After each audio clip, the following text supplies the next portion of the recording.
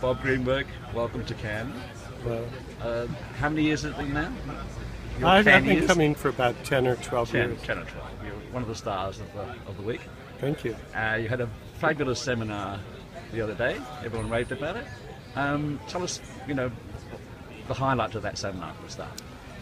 First of all, we put together the idea of the seminar about a year ago, a little bit over a year ago, to bring Omar Johnson, who's the CMO of Beats, and James Temple, who is the creative director and co-manager of our London office, together to talk about the Beats case study and how they built over a relatively short period of time a billion-dollar business. Yep.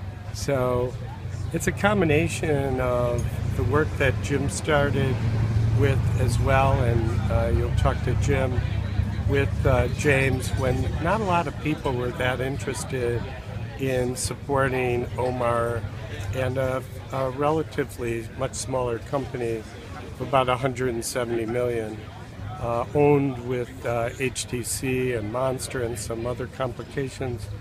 It eventually became its own thing and went out and got bought by Apple for $3 billion. So our building a billion-dollar brand, I sort of switched up when I was doing the introduction to building a $3 billion brand. Yeah. But I think what they bought are many of the things that we co-worked on together, whether it's the music service, which we created out of London over a couple years, working Beats Music, working very closely with Trent Reznor and his team. Trent had founded Nine Inch Nails and was part of the founding members of Beats. And that's Beats Music. And then we worked really hard with Omar Johnson and his team to build out the speaker business, which is the headphones, the promotion and the innovation around the campaigns around that, and then also the work around the pills, which are these speakers. Yeah, that's the Beats pills, and they're the mini ones, are they? Yeah, fabulous. And then larger ones. Yeah, but that's the one that won a gold line this week. I think so. Two, yeah, it did actually. Yeah. So the big thing about that seminar, a lot of people feedback I got was that the key relationship between client and agent, that's the secret to the success. A bit like Nike, very well connected to your clients. Yeah, you work together. I think first of all, Omar came from Nike, which made it interesting. So he knew you from then anyway. He did. He knew the type of work we were doing and how we worked. Yeah. He added the craziness of the music business, which has to move at the speed of culture. So, they're tied into, particularly Jimmy Iovine, is like the new David Geffen of the music business. So he knows everybody, and he really attaches the best music and talent to the work that we're doing. So the combination of the work that we did with the promotion of starting with the Olympics and going all the way to the Pills campaign, but then ending with this incredible TV and broadband spot that we did for the World Cup. Yes. Everybody actually feels that work is the best work that's been done. It was 3 minutes, wasn't it? 5 minutes. 5 minutes. Fantastic. Best work that's been done for the World Cup period. Yeah. So we got a lot of raves about that one. Yeah. And then that's the way we closed off our presentation. So it ended on such a high note. Yeah. And that sort of says something, because RGA has been fantastic over the years, and a lot of technical achievements. The old bloody still got the band, the new version. But in terms of pure commercials, like the one in Kennedy were doing better ones, I suppose. And I think you could say in the film side of life. But I think this commercial was sort of a, I was pleasantly surprised at it's a breakthrough on a number of fronts. I think it's a breakthrough for it coming from a digital agency. Yes, that's the thing. Yeah. It's also historically, RGA worked on many thousands of commercials in the past when it was our Totally. Greenberg You Associates. invented the things. And it's just difficult to do this work. But we've seen with other digital agencies, particularly PRN Odell is doing some great broadband broadcast work, and I saw AKQA was listed. So, the digital agencies are beginning to be able to do the whole idea. Well, you've got the hard part, and you've come from the hard part of the business, and you're coming into the easy bit. Well, I think that's the way that we're You structured. can always hire creative directors, like they're easy. But not those Structured in a technical guys. very interesting way, as opposed to a traditional Absolutely. agency.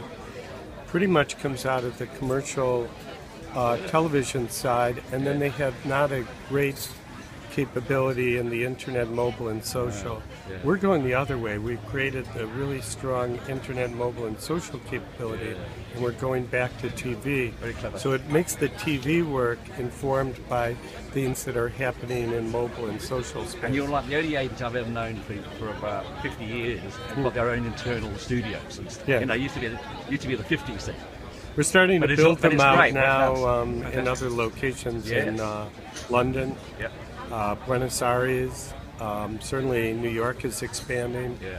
and then we'll build in San Francisco and other places Yeah. digital studios. Yeah. And you've got two agencies in Asia now. You've got Yes. Singapore and Sydney. Sydney. It's regionally based in Singapore. Yeah. So what are the growth factors for Asia Pacific? Well, the main You thing can that's then important traditional is that and we had a person that was involved in the building of RGA London and did such an excellent job. Got married and then decided to take a year off. That's Jim Moffatt Yep.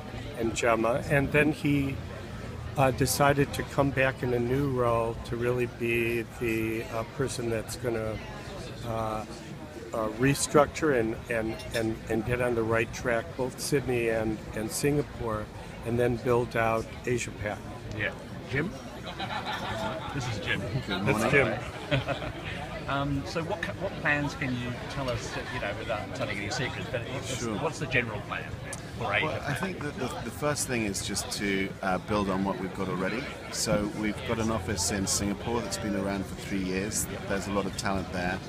And then we've been going about a year and a half in Sydney. Yep. We've made sort of very quick progress. It's a really world-class team we've got out in Sydney. And mirroring what we were talking about earlier, what you've got is an ECD from the campaign side of things, Gavin, who's partnered with Noel Billig, who was the guy behind a lot of the technical innovation we did around Nike. So you've got a kind of dream team there in Sydney, and I think it's about, again, making sure that we've got the right talent on board. For us, it's all about getting the right talent on board and then nurturing those client relationships and expanding our kind of our offering, our services in Sydney, in Singapore. Once we've got those tight, we've got those straight, then we're going to look to expand out across the region. So, There'll be a lot of talent in Asia in a digital world these days. They seem to be. it's an incredibly talented place, So well. and it's a place where everything moves at the speed of light. They're a mobile generation. They don't 100%. And what you're seeing is clients who we're working with in other parts of the world coming to us and they're sort of asking us to actually open up in other offices in other countries. And so, you can imagine that there's a lot of interest in China at the moment, and we're talking with people about doing some things with them there. We're actually already doing some work in India. And then you can sort of imagine where the other markets are over time. But I think the key to it from RGA is we don't do roll-ups, we don't do acquisitions. So it's about taking a little bit of RGA existing DNA, which for instance I'm bringing at the moment, and then partnering that with the best talent we can find locally. So it's not something that we want to rush because we want to make sure that the quality is as good in every single office as it would be out of New York or out of London or out of San Francisco. But we're sort of starting to make strides now, and I think you can expect to see some things happening over the next few months. And you can imagine, I can imagine that because you're a global network, that it would be great benefit to have people in Asia possibly working on things for the US, different time zones. Does that ever happen like that? Or? Oh, it happens all the time. Yes, I thought you used to do All right, it with Romania or something. The way we're structured, it's one agency really. So whenever a brief comes in, we will look for the best possible team to work on that brief, whether that's from a skill sets perspective. So let's say you're doing something that has got a particular expert out of the New York office. He would be seconded to that project, and that works in other directions. And so the team in Singapore, for instance, helped regularly the kind of Nike team out of New York to build things. They were even involved in building up the fuel ban back in the day. So it's very much a question of sort of like one network. You'll always have people on the ground, but they'll be supplemented by other people across the region and across the entire world, for that matter. So already, Singapore and Sydney are working very closely together. Both of those offices are working with New York, with London.